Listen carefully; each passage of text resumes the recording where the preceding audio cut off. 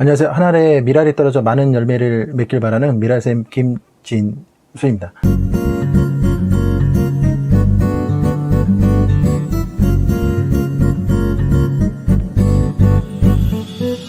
요즘 코로나로 인해서 집에서 이렇게 거의 자녀들과 많이 이렇게 보내고 계시죠. 저는 이럴 때일수록 더 독서가 많이 필요하다고 생각이 많이 들고 있어요. 그러면 집에서 어떻게 독서하냐 많이들 궁금해 하셔갖고 가장 간단한 방법을 먼저 말씀을 한번 드리려고 하고 있습니다. 저는 학급에서도 지도할 때 이런 방법을 주로 쓰는데 어떤 방법이냐, 정혜경 선생님의 초서 독서법을 많이 활용하고 있어요. 초서 독서법이 뭐냐, 정혜경 선생님께서는 좋은 구절이 나오면은 베껴 쓰라고 이렇게 이야기를 하고 있습니다. 정혜경 선생님의 유배지에서 보낸 편지라는 그 책에 의하면요, 이런 얘기가 나와요. 남의 저서에서 도움이 될 만한 요점을 추려내요.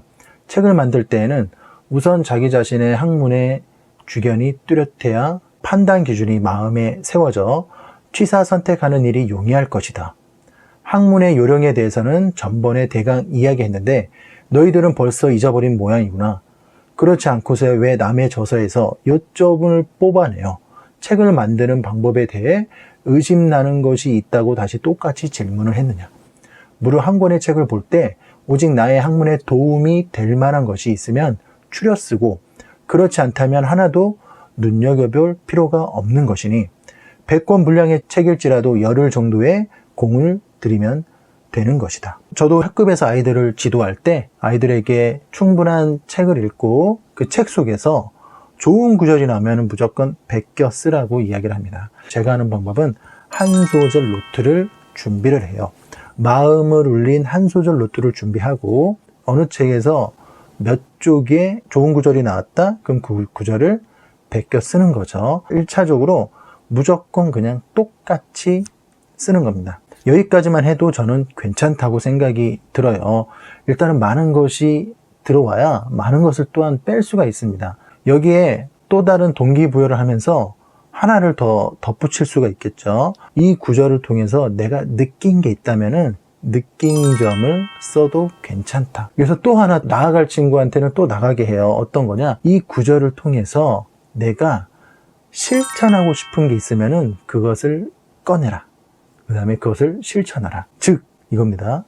이 책 속에서 내가 본 게 뭔가, 그 다음에 이 책 속에서 내가 깨달은 게 뭔가, 이 구절을 통해서 내가 실천할 게 무엇인가, 적용할 게 무엇인가. 본계적 독서법이죠. 책을 읽는다고 해서 그 모든 책들이 나한테 다 솔직히 도움이 되는 건 아니에요. 하지만 어느 한 책 속에서 한 구절만 나에게 도움이 돼도 그 책은 내 인생을 변화시키는 엄청난 큰 작용을 할 수 있다라고 생각을 하고 있어요.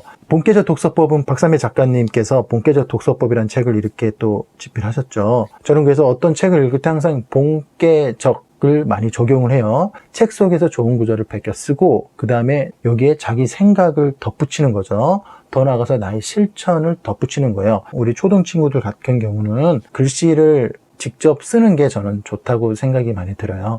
쓰면서 한 번 더 내가 쓴 글을 바라보고 생각을 할 수 있는 거죠. 초서를 하는 데 있어서, 베껴 쓰는 데 있어서 몇 가지 다양한 방법이 있는데 그 중에 하나가 책을 읽으면서 바로 베끼는 행위가 있고 책을 다 읽고 베끼는 행위가 있겠죠. 물론 하는 것마다 장단점이 있지만 무조건 책만 읽고 독서하는 것보다 훨씬 더 저는 효과가 있다. 제 개인적으로도 많이 경험을 했고 친구들이 독서하는 모습을 통해서도 많이 이렇게 좋은 쪽으로 증명된 사례가 많이 있습니다. 초등학생들 경우 이렇게 하면은 좋을 것 같아요. 예를 들어 30분 독서를 한다 그러면은 25분 동안 독서를 하고 5분 동안은 25분 동안에 읽었던 것 구절 중에서 좋은 구절을 바로 베끼게 했어요. 그러니까 25분 독서, 5분 초서를 하는 거죠. 그럼 계속적으로 밀리지 않고 할 수 있는데 선생님 저는 도저히 25분 동안 독서를 했지만 쓸 게 없어요. 그럴 경우에는 그냥 5분 정도 쓰지 않고 계속 저는 책을 읽게를 했거든요. 책을 읽게 했어요. 저 같은 경우는 어떻게 하냐? 두 가지를 다 혼합을 시켜요. 어떤 날은 좋은 구절 나왔을 때 이 구절은 정말 핵심적인 구절이라는 건요 바로바로 정리를 했고요. 좋은 내용이다 하면은 귀를 접었어요. 밑에 좋은 내용이면 밑에 귀 접고, 위에 좋은 내용 나면 위에 귀 접고, 그 다음에 다 읽은 다음에 다시 처음으로 돌아와서 처음부터 하나하나 펼쳐가면서 귀 접은 내용을 다시 한번 체크하면서 그것을 토대로 어디에 정리를 했냐. 정리할 게 너무 많으니까 저는 쓰지 않고요. 손으로 쓰지 않고 에버노트에 정리를 많이 했습니다. 쪽수와 내용도 너무 길 때가 있어요. 그럴 때는 제가 얼마든지 다시 한번 구절을 찾을 수 있게 키워드 형식으로 정리를 했죠. 그러다가 너무나 좋은 내용은 블로그에 바로 글을 올렸어요. 책을 읽다가 좋은 내용이 이거는 바로 글을 써야 돼, 이런 생각이 딱 들 때가 있거든요. 그런 것들은 블로그에 바로 글을 올리고, 이런 식으로 해서 올린 글들은 주소로 해서 에버노트에 잘 정리를 했습니다. 그냥 책을 읽고 좋았다로 끝나면은 여기 지식으로 들어오려고 했던 것들이 대부분 다 날아갑니다. 공중분해가 돼버려요. 하지만 이것을 내 것으로 만들기 위한 하나의 방법, 좋은 구절이 나면은 바로 베껴 쓴다.